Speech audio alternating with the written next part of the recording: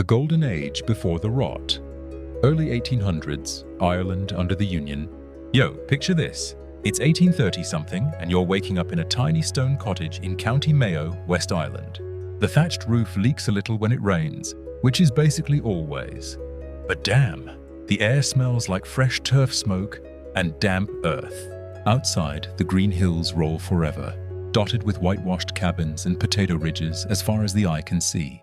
You're a cottier, one of the millions of poor Irish tenants farming tiny plots for absentee British landlords who live fat and happy across the Irish Sea in London, or some fancy estate in England. Back then, Ireland's straight up feeding the British Empire. Grain, beef, butter, pigs, all shipped out to keep the factories humming and the redcoats fed. But the real MVP, the potato. Dude, this thing is a beast. 1 acre feeds a family of 6 for a year. Boil 'em, mash 'em, fry 'em, mix 'em with a little milk or cabbage. Boom! Dinner! No cap, the population explodes from like 3 million in the 1700s to over 8 million by the 1840s. Everyone's eating spuds morning, noon, night. It's the ultimate poor man's superfood. You're digging ridges with your spade, kids running around barefoot, wife boiling a pot over the turf fire. Life's brutal.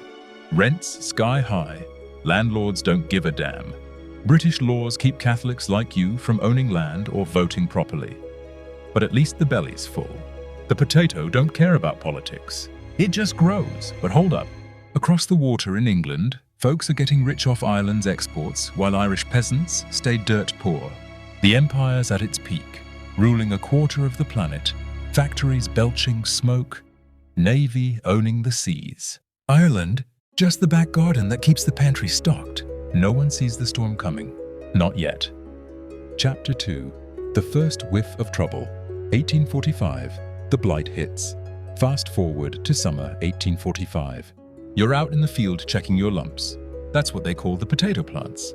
Everything looks solid. Green leaves, fat stalks. Then, overnight, it's like someone flipped a switch. The leaves turn black, curl up, stink like death. The stems collapse.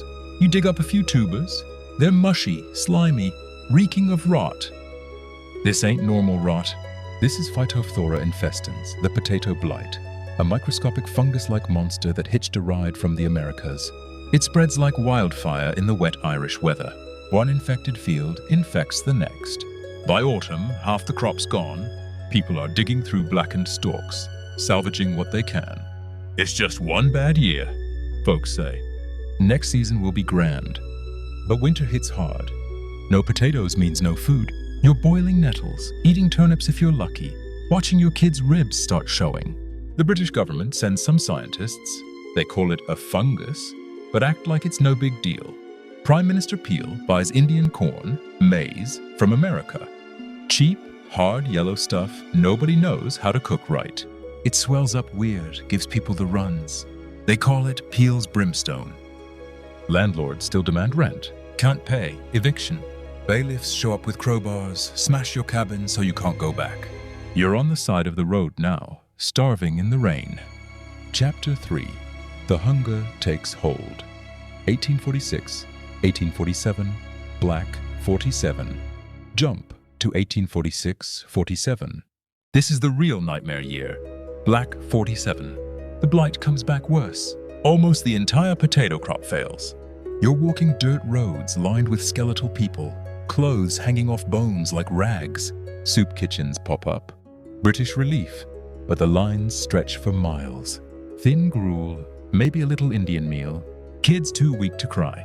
You're in a workhouse now, grim stone building, families split up, men one side, women the other.